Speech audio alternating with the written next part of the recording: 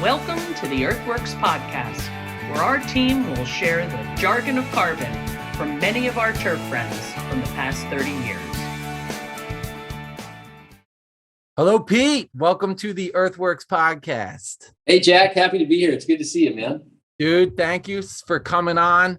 I'm going to let the listener know that we were about 4 minutes in on the conversation, and I just said, yo, Pete, you're on a roll, but stop, dude. I forgot to press record. Well, we did go to public school, and we did go to a state school, so there were some extracurriculars we were involved in. Jack. Oh my gosh. Okay, so let's fill everyone in. We are on this podcast because it's a bit of a 15-year reunion for you and I. Coming into next year will be 15 years since you and I both graduated together from Penn State. That was in the spring of 2007. Yeah, and I think if there's any professors listening to this, they won't be surprised by our false start.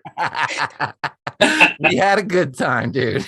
We had a good time. We're just about getting into that part of the conversation, but we were reminiscing because, like, we're still here. We're still working in this turf industry. So it's a bit of a pat on your back, pat on my back. We're happy to be doing this, right?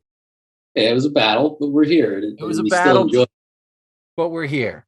So we met in right away freshman year at Penn State, and we had a cool, interesting thing going on because there was a small crew of us that all started at Penn State at the main campus and were declared turf majors. We wound up graduating with, like, I think 100 guys in our program, or 75 thereabouts. That's about right. It was a big class. It was a big class, but we started just a crew of 6. Yeah. Yeah, and everybody had an interesting story as to how they wound up at main campus as a freshman. I think most of the guys started in a different major and then decided they wanted to get into turf. And then there was just maybe me and you and one other that had actually declared turf and had somehow gotten into main campus for some odd reason, because most of the freshmen, if you declared turf, you got sent to Berks campus or branch campus. Exactly. Yeah. I think maybe the eastern or maybe the western side of PA guys went to what is the one in Erie called, I think, the Great Barron, the Barron campus, something like that. Yeah. Yeah. So a couple of shout outs because a lot of these guys we still talk to and are still working in the industry as well. From the west side of the state was Zach Nicoludis and Brian Flaherty. And Flaherty I still call on. He's the superintendent at South Hills, which is a cool old property, actually. Reminds me a lot of where you were at San Jose, because it's a little 100-acre property, kind of urban, kind of stocked in there. It was cool. Zach is the USGA agronomist in Columbus. Right. Your old boy Fitz. Yep. Is moving boxes now. We're going to get into that. Yeah. Let's see. And then from the east side of the state, you're from Hershey, right? Yeah. From the east side of the state was Bob and I. And we established that neither one of us have heard from Bob in a while. No. And I haven't reached out to Bob either. But I actually think about Bob a lot because he worked for Brickman when we first got out of college. Right. And he had a tough go of it with them, I know. Yeah, and then he was doing some startup stuff for a little while, and he had some great ideas. And I don't know, it's Bob. I'm sure he's doing something cool. He's doing something good. He was a smart kid, like, big time. Oh, yeah. Big time. We all were. And so you were getting into this. We all were. We all still are. We're doing all right. But you were getting into the fact that, yes, it was very difficult to get into Penn State, to be out there in State College as a freshman, particularly in this turf. Right. Right. There was a lot of kind of opinion as to whether or not you should declare turf as a freshman if you really wanted to get into main campus. Some people said, "Oh, go undeclared. There's a better chance you'll get into main, and then you can declare after your second year." And I didn't really know any of this stuff. And I had my mind made up in high school that I wanted to do this turf thing and try it out. So I declared. And of course, they accepted me to the Berks campus. Yes. And so at the time, I just remember my dad saying, well, if we're going to pay Penn State tuition, you're not going to a branch campus. And Not to mention, we made out, right? I mean, Yeah. your parents, my parents, it was a good value compared to what college is today. Oh my God. Looking at the increase in what tuition costs, I can't even fathom it. I can't even fathom it. And, you know, I'm really blessed, and my parents worked so hard their entire lives to try and save money to be able to send me to college. Like, you know, I was able to graduate with very little debt. But I just remember my dad saying that, you know, and he went to Penn State. And so he was a big believer in you got to go to main campus for the experience, for the culture, for everything that main campus has that the branch campuses don't have. And so looking back on that, I think, yeah, he was right. Like, for sure, you're going to pay Penn State tuition, you want to go to main campus. Yeah, and we were blessed with that as well too, man. Like you said, we've got a very blessed career, you and I. Like, yeah, no, absolutely. And so at the time, my dad, you know, he's from State College. He went to high school there. Oh, I didn't know that. Yeah, he went to Penn State, did the whole thing, and you know, he still knows a lot of people in town, his old buddies and stuff like that. And so he was just poking around, trying to figure out, like, well, how are you going to get to main? What can you do? And he was also in the blue bands for a couple of years when he was in college. And I played the trumpet in high school through junior year, and then I think senior year I quit. I had enough of it. I wanted to focus on sports and golf and doing this other stuff. And my dad found out that the blue band had the ability to transfer like up to 4 or 5 students a year from a branch campus to main campus if you tried out for the blue band and made the band. Okay. Yes, you had to try out, but you were trying out against, you know, sophomores and juniors and seniors, because you had to try out every year. It wasn't just you try out once and you get in. You had to try out every single year, and you had to place. And so there were, you know, I played trumpet, and I think they took 50 or some a year. And so there were probably 75 that tried out, something like that. Yeah. And so my dad finds this out, and he's like, hey, you start polishing out, you know, dust off your trumpet, start practicing. Get out the valve oil, man, because start practicing and see if you can make the band, and then you'll get to main campus if you're good enough. And I was like, oh man, and I had not played for a long time. I was like, oh, this is, you know. So I had to like get back into shape. And if anybody that's listening has ever played a brass instrument or any kind of instrument, you can't just stop and start. It's like you got to build up your embouchure and all this kind of stuff, right? There and you forget the notes. Yeah, and not just to be on the stage, but marching band where you're marching around. You're bouncing around and all this stuff. You know, it's hard. And so I practiced and pulled out some old tryout pieces I did for like when I was trying out for county band that I never made county band. But I practiced for a while, and I placed like something ridiculous in the top like 8 seats or something. Oh my gosh, you're a clutch trumpeter, dude. I came through and made the band. They transferred me to main campus. So that's how I got there freshman year. And so I played in the band.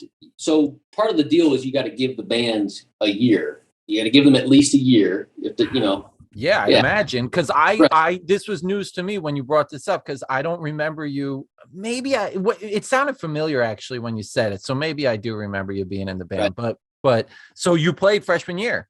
So I played freshman year, and I played sophomore year too. But then classes, our turf schedule was so limited when classes were offered, and you know, I wasn't too like into the whole band scene to begin with. That just really wasn't my makeup. But I did enjoy it while I did it. It was a pretty awesome experience to come out of the tunnel in front of 110,000 screaming people for a night game against Ohio State. I mean, there's not many people outside of, you know, football players and cheerleaders that get to run out of that tunnel in front of 110,000 people. Yeah, so that was pretty neat. Not even us guys that fill in the divots get to do that. No, yeah, right.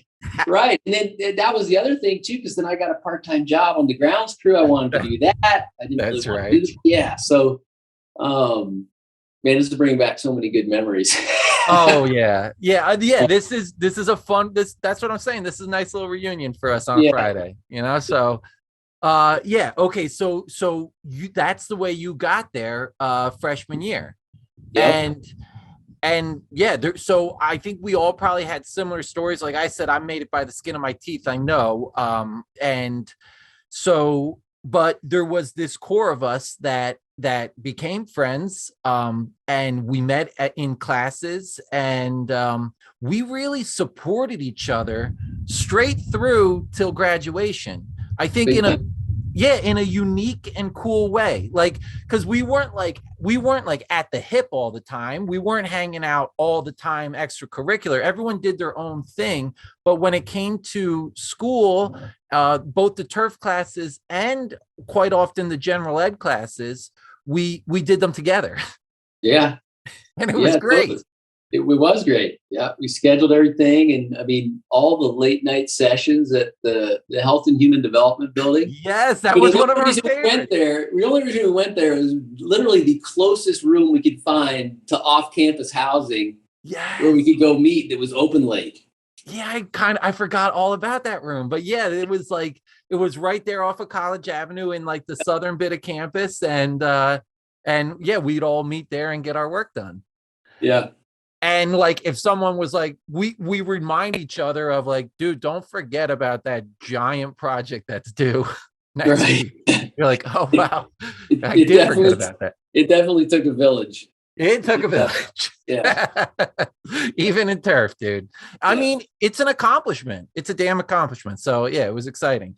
One note I have here to talk about in regards to us taking classes together was that I believe all 6 of us were like the inaugural class of this new program, this a minor in Spanish for the ag college. So it was like an agriculturally focused Spanish class. Yeah, and I don't remember how we even found out about it, to be honest, but we all learned about it, and of course, we thought it was, well, this makes sense because we're all going to come out of school and work with Spanish-speaking employees, no matter where we go. We already had been, right? Like we already had been. We knew there was a value, and I think we all probably were looking to maybe take a Spanish class, and why not take a class that was specifically tailored to students in the College of Agriculture, basically focusing your communication on practical field communication, and also learning the culture. Profe Boris was very focused on us learning the culture, because he knew that if you knew something about your employees' culture, they would have a higher level of respect for you, and that is certainly true. And that was probably the biggest takeaway from that program for me, and still plays true today. I'm sure. Yeah, I'm sure. Yeah, you're right. There were 2 focuses in the class. One was to be communicative, just period.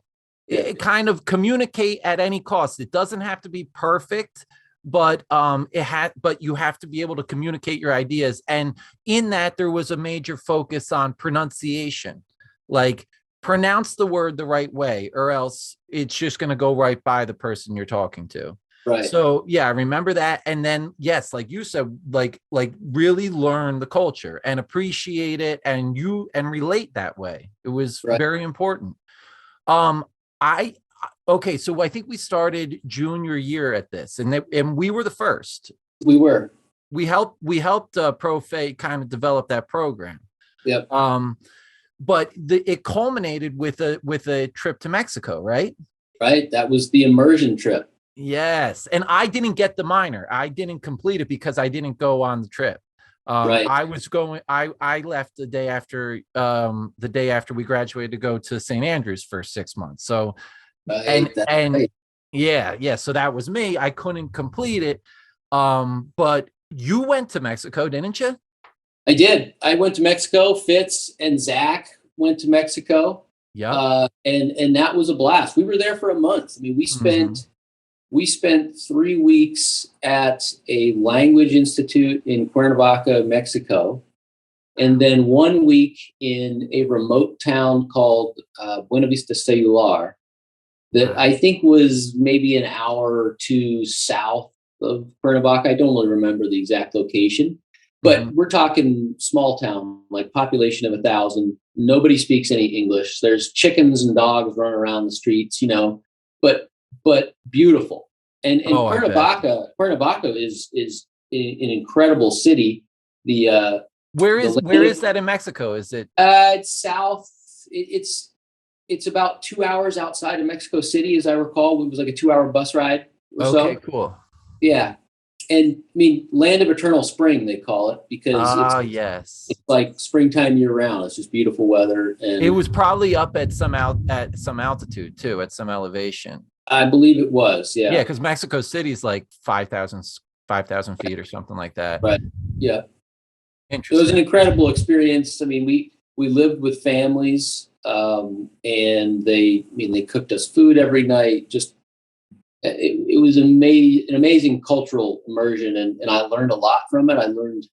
I retained a lot more Spanish because of that immersion, and actually being forced to speak it to communicate. And then just the things that you learn about the Mexican culture and Latin American culture that have benefited me through the years, even just as a topic of conversation with someone, a crew member, and you see their eyes light up when you tell them that you lived in Mexico for a month. It shows that you invested, like you invested in them, and you took the time to really learn more about their culture. Yeah, it says a lot about you, so it's cool. Did Profe go on that trip? He did. Yeah. Oh yeah, dude. He did. Great. Yeah, talk about a kid in a candy store. Oh, I bet that. So I wonder if that program's still going on. It was a great idea. It was. I hope so. If it is, and there's any students listening, I'd highly encourage them looking into it. Yep. Was it in the College of Ag, or was it in? I don't really remember if it was like. I think it was through the College of Ag, and I think it was sort of lived in this weird gray area, and I think that's why Profe had so much trouble gaining traction and support, financial support from the university for the program, because it was just sort of this tweener thing. But it was awesome. Yeah, it was awesome. Yeah. Highly encourage anybody that is a student or knows a student to look into that, because it was because it's so practical in our everyday work, particularly in your everyday work. Absolutely. So let's see. You mentioned that you worked for the university on the Beaver Stadium grounds crew.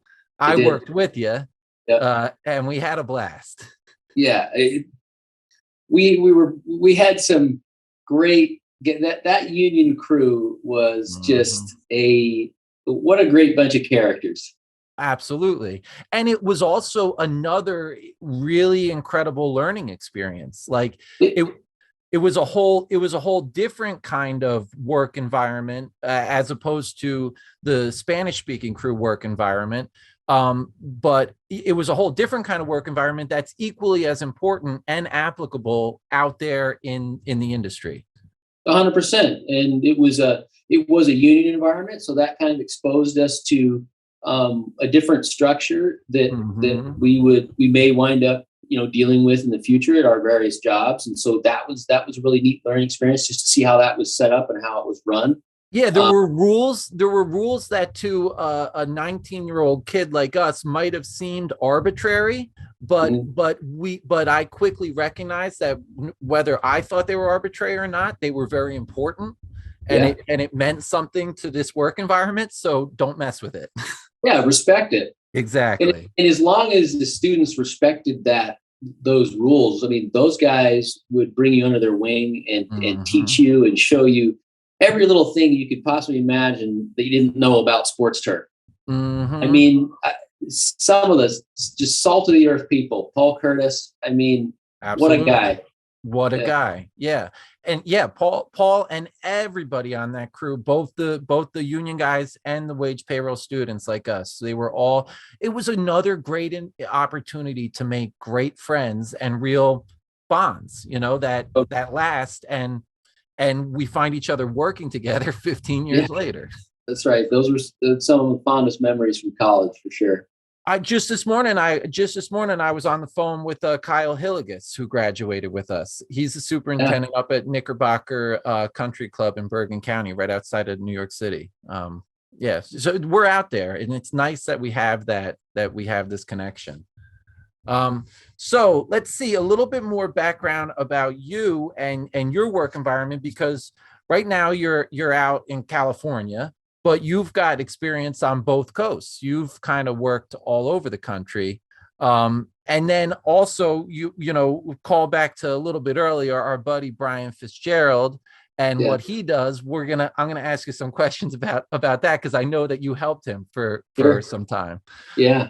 So anyway, you were one of the guys that back in college that other guys certainly noticed and emulated, because you went all in on these sort of experiences and taking chances, taking risks, like following up on the guy that you met that you thought might be like a good person to have in your network, and you really utilizing that. And you found yourself with some pretty key internships that I think you then it helped you in your career afterwards. Yeah, all through my life in high school, I had never been west of the Colorado Rockies.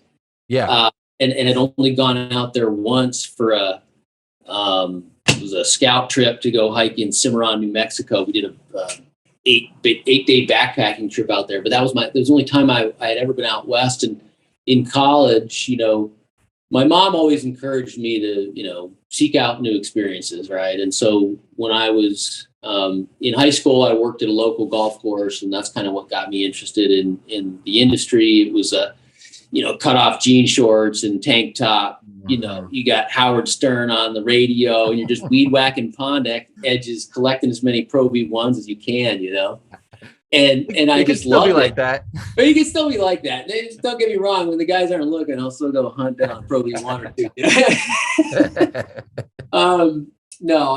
It was a great job, and I had a great boss and a really just a goofball crew. But it was so much fun in high school that I thought, hey, this is kind of cool. And somebody told me, well, you can major in, golf course management and that kind of thing. And I thought, that's kind of neat. I knew I liked being outside. I'd always lifeguarded my whole, teenage years, and always had outdoor jobs. I worked at a nursery when I was like 15 years old, watering plants. Yeah. And so I jumped into it. And then the summer, so 2005 would have been the summer after my sophomore year, right?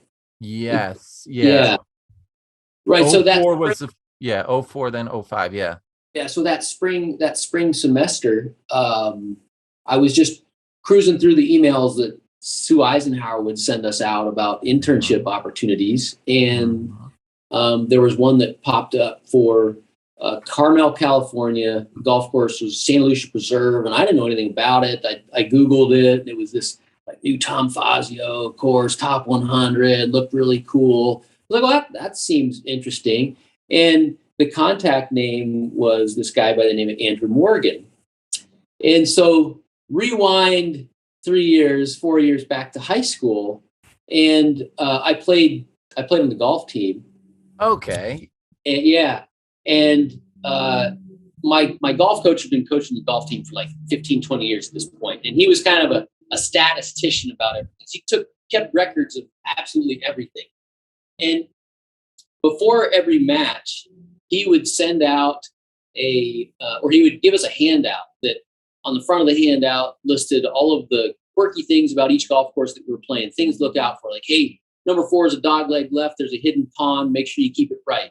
18's a fine carry here, stuff like that. And And then all of us in this business would find that familiar to be what the professional caddies do on Monday, Tuesday, Wednesday before a tournament, right?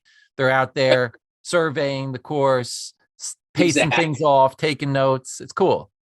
Exactly. So he would give us these hands out, and then on the back of the handout would have all the course records and all the courses that we played and who held them. Oh, excellent. Yeah. And so there was this name that was always in the top 3, if not the top 1 of course records, and it was Andrew Morgan. And I knew of Andrew. I didn't really know him. He was 5 years older than me, so we weren't in school together. Right. And so I go off to college, and I'm looking at this internship, and it says contact name is Andrew Morgan, and it like clicked in my head. I'm like, I wonder if that's the same guy. So I called my old golf coach, and he says, "That's him. You got to call him." Wow. So I call him up, and I think the interview lasted all of 2 minutes. He was so excited that someone from his hometown had called and asked about this internship. He said, "I'm bringing you out here." Not only someone from his hometown, but someone that was aware of all of his excellent feats, that he held the course record at all these different courses. Right. Yeah. So props to Coach Witkowski for keeping all that data. There you go. Yeah. So I took this internship. I packed a couple bags of clothes in my 1999 Chevy Monte Carlo that my grandfather had given me 2 years prior. Wow. When he couldn't drive anymore. Yeah, dude, that thing doesn't drive across country. It sails across country. It sails. It floats. It floats. Yeah. So I packed up my bags, and I didn't have a place to live. I didn't know. I've never been out here. I didn't know what was going on. And I drove across the country. And hold on one second. All good, dude. All right. Sorry. Dealing with problems. I hear you, man. Always try to put out fires. Yeah, exactly. So, let me see. So I drive across country, and I get here. I don't really have a place to stay. And Andrew lets me crash on his couch for a couple of weeks. I wound up finding a room on Craigslist. And I wound up living with some random guys who, one of them I'm still friends with, and I still see him around every once in a while. Oh, that's great. Yeah. And so I worked out here for the summer, and I got to meet a few people locally at other golf courses. And, Andrew really gave me my first opportunity in high-end golf, and to experience what high-end golf was at a top 100 club. The superintendent's name was Kevin Searing at the time, and Kevin was absolutely just salt of the earth kind of guy to work for. It was a fantastic experience. How old was the place when you got there? Like, how many years had it been around? Yeah, 5 years. It was virtually still getting established. Still getting established, still maturing, but do they see when they're building a new golf course in the Carmel area? Do you seed bent and then let it go to POA? Or what do you think they were doing back then? Yeah, interesting thing is we have so many microclimates here that, on a day, middle of July, it can be 55 degrees and foggy down here on the coast. And then you can drive, 10 miles, 5 miles inland, and it'll be 85, 90 degrees and beautiful sunny skies. Okay, yeah. So you're talking like POA golf course, bent golf course. Totally, and you can easily swing 30 degrees, in these micro. And Bermuda grass golf course. Yeah, well, and that's exactly what the preserve was. In fact, the preserve was spec'd to be grown in to Bermuda. They decided not to do it. They went with bent grass, and with all the water challenges we've had in the last 5 years, they resurfaced fairways to Bermuda grass now. Oh, so interesting. And it does just fine up there because it's hot, Exactly. But yeah, we have a mix. There's some bent grass here in the Pebble Beach Forest, bent grass greens, POA greens.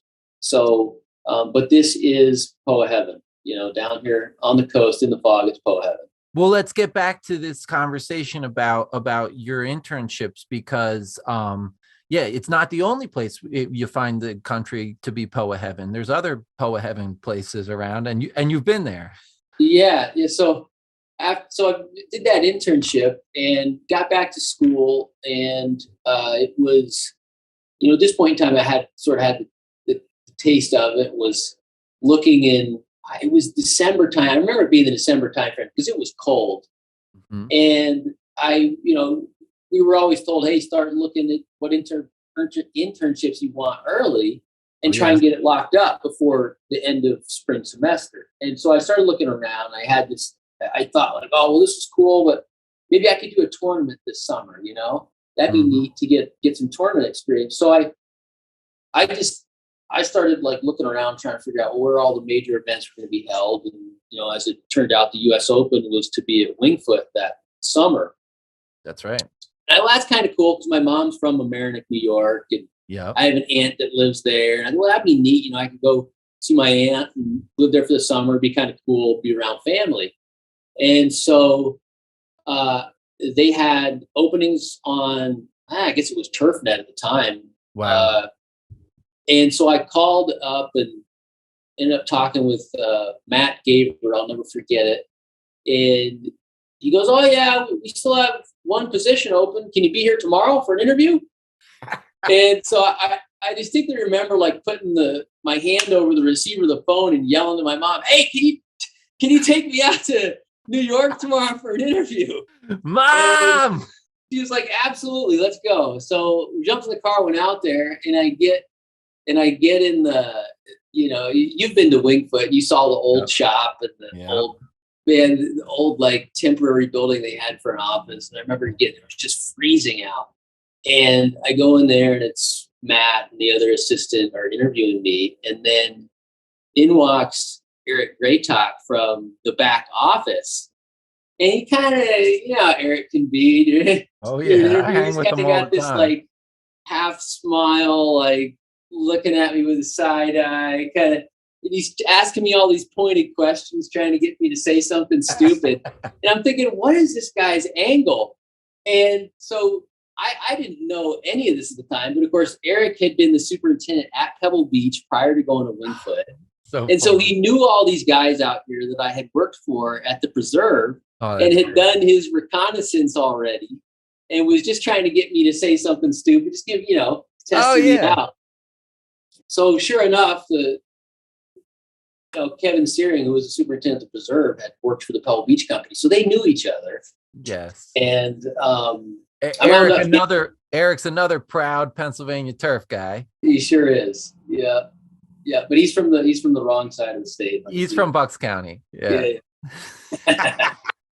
So they gave me the job and wound up working there the next summer. And man, dude, you went from out there out in California in 2004 on a brand new Fazio golf course to working on the US Open crew in 2005.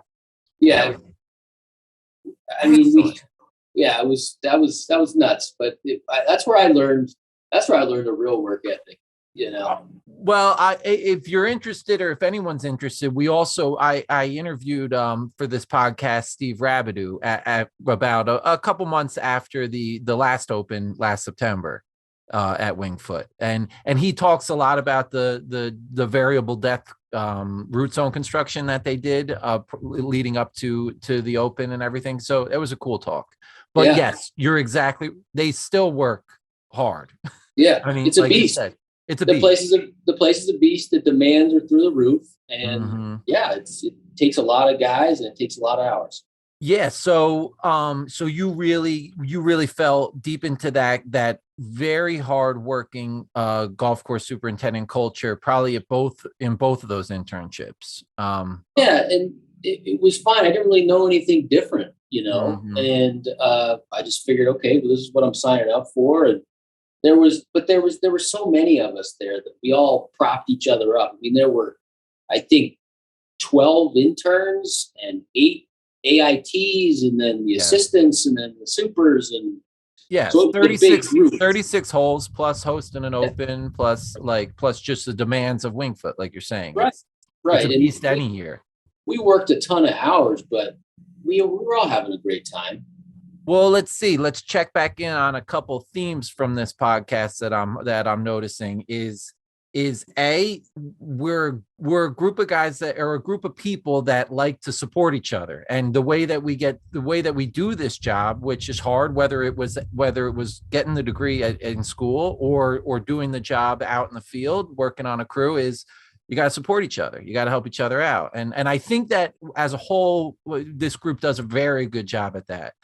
And then B, another theme that I'm noticing here is you got to take chances, like just make the phone call, try the new Spanish program, go to Mexico for a month, take chances. You got to take chances, and you got to follow it up with a solid work ethic, and the right attitude. And it'll pay dividends, And people say, "Oh, well, it's all about who you know, not what you know." Well, it's about who you know, but it's about making a good impression on who you know too, so that you get a good recommendation. Because just as you can also dig yourself a hole in this business. Oh yeah, if you know everybody and they all know that you're full of BS, it's not going to work. Right, exactly. Then you dig quite a hole. Yeah. I guess you're right. So. Let's see. I mean, it requires that amount of hard work, and that's what we're still out here doing. Right. And because we're no longer we were the young guys for a while, and we're no longer the young guys. We're we're the dedicated guys. We're in it. We're lifers now. We're not old sages either, but we are lifers. No, but it is pretty eye opening when you say it's been 15 years. God, man, can't believe it. Well, okay, so let's get out of this turf conversation for a minute, and because we brought up our buddy Fitz, and you said he's moving boxes, and that's kind of a joke, but it's the truth, and he's quite successful at it. So tell us a little bit about Suburban Solutions, and also a little bit about your part in it. Yeah, well, let's start with why I got into it, because you touched on just the changes that have happened in 15 years in this business. And so from Wingfoot back to school, graduated because of some of those people that I had met during that first internship, called on Chris out here at Pebble Beach, and he wound up having a spot on his crew, and I jumped on the crew out of college and spent 2.5 years as an AIT at Pebble, working towards the U.S. Open. And remember, I'll interject because this fits into what you're saying. I came and visited you. Right. I was visiting my buddy from high school who lived in Davis, and I had this free time because I was laid off. Yeah, exactly. And this was 2008, 2009, 2010. It was. And we came out of school at a not so great time, and then it got worse. Bingo. We graduated in 2007. We were like we said already, we graduated with at least near 100 graduates and Penn State had 100% placement into employment out, but we were getting jobs that couldn't pay.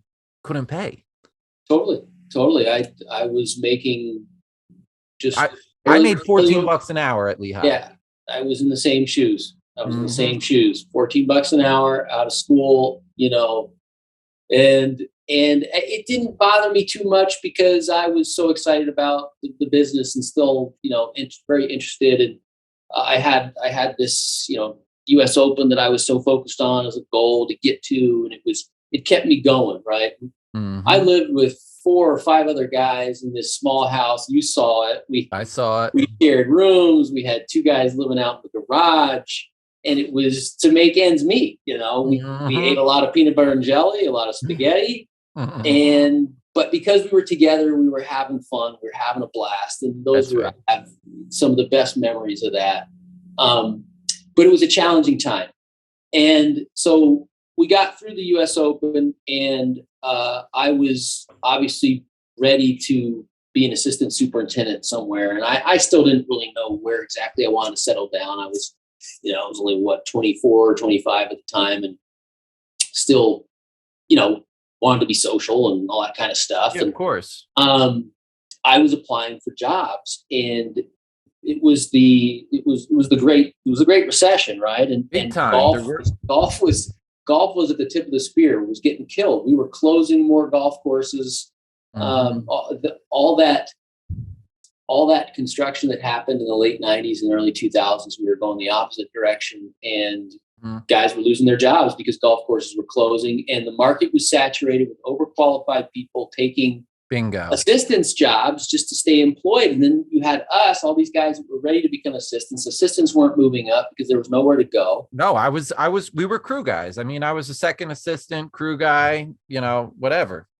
And so here I was, almost 3 years out of school, still making 14 something an hour, barely getting by with, applying for jobs, not even getting calls back. And I'm thinking, what am I doing wrong? Because I've worked so hard to try and build up my resume to be able to, get a decent job when the time was right. And I was frustrated and probably a little bit immature and impatient about the situation. And right about the same time, our buddy Fitz was running this moving company on the side while working for a home construction company. He was a guy that graduated with us with a turf degree and said, "I never want to do this grass job." Well, yeah, I think he started with Brickman also right out of college, and then was like, I want to do this. I remember. And he just, Fitz is, he's opportunistic and smart dude, smart guy. One of the smartest people I know, and exactly, started side hustling. And he was in the same situation as us. We're out of school. He just wasn't making much money and needed to side hustle to figure out a way to get by. And there was a sense of obligation, not our whether you were paying or your folks paid, you were like, man, they just invested all this money in me. Yeah. And I'm barely making ends meet. So he started doing odd jobs. He had a pickup truck and, started advertising himself on Craigslist, like, hey, I'll haul your junk for, $20 or whatever. Yep. Make a little cash on the side. And then started doing some piece moves and other little things, and wound up getting a snowplow for his truck. And that was like the blizzard, that bad blizzard that hit DC, and was Snowmageddon. Yes. Snowmageddon, I think. Yeah. And so he did fairly well through that, wound up, being able to buy a box truck. And then his brother's buddies were basically doing move jobs and stuff. And he called me, he was like, hey, this is really taking off and I need somebody to run it. And he wasn't fully comfortable yet quitting his day job to go full stream into this. There wasn't enough revenue to support that. But he thought that if he had somebody that maybe wanted to change and wanted to get into that, it would be a good opportunity. And I was like, I just kept getting my face stuffed in by the golf industry, and I was frustrated. And I just said, screw it, I'll try it. I'm 24 years old and I'm making $14 an hour on a crew on a golf course. Right. If this doesn't work out, I can always go back to somebody's crew making $14 an hour. There you go. I'm single. I got no kids, no wife, no house, nothing tying me down anywhere. So I left. There you go. Smart. Yeah. And I was a mover. I was in the moving business for almost a year. And so Suburban Solutions has done quite well. It's done extremely well. I see the trucks, dude. Like, I mean, I cruise the East Coast. I cruise up and down 95. I know Fitz was from DC, right? So they started in DC. They started in DC. They branched out to New York, Baltimore, Philadelphia. And so they're really kind of all over that Northeast. Yeah, area. The 95 corridor. And Exactly. I see the black and green lettered trucks, Suburban Solutions, Subsolve. Yeah, it's pretty awesome because I don't regret that either, leaving the business and starting a small company, because what an experience. You learn just from the ground up what it takes to start a business and build a business, the amount of time and effort. Maybe we worked 16 hours a day, 7 days a week. building this up, and just cool stuff that you would never have an opportunity to do. Like, I found medical insurance for the company and developed our benefits program and put together all of the safety protocols and all the hiring protocols and the training and all this stuff that you don't really think about, you take for granted when you work for a bigger corporation, and it's just sort of the noise in the background, but you have to have it. Building a budget. What an exciting experience that was to see the exponential growth of a small business like that through a year. So it was awesome. But at the end of the day, I wound up doing a lot more office work and estimating and dealing with clients than I really wanted to. And quite frankly, I'm not wired the best for call it front of house service. Right. You know, it just wasn't my strong suit. I really missed being outside. I missed being on the golf course. If anything, it was a great way to learn or confirm that the golf industry was truly what I loved and what I really wanted to do. And the only reason that I had gotten out of it was I had just gotten frustrated with the speed of growth. Yeah, exactly. Nothing changed in the golf industry in that year that you took a sabbatical. It didn't start kicking up yet by any means. No. And you were able to step away and get all of that brand new experience that you just mentioned, stuff that you never would have gotten maybe ever in the golf industry, but certainly not in that year that you stepped away. You would have just been back weed eating bunker edges or something. Right. You know? Right. And it was a lot of that. It was like business school, a crash course in business school, and it was awesome. Yeah, man, another chance that you took, but it played out. It did. It worked out. That's cool, dude.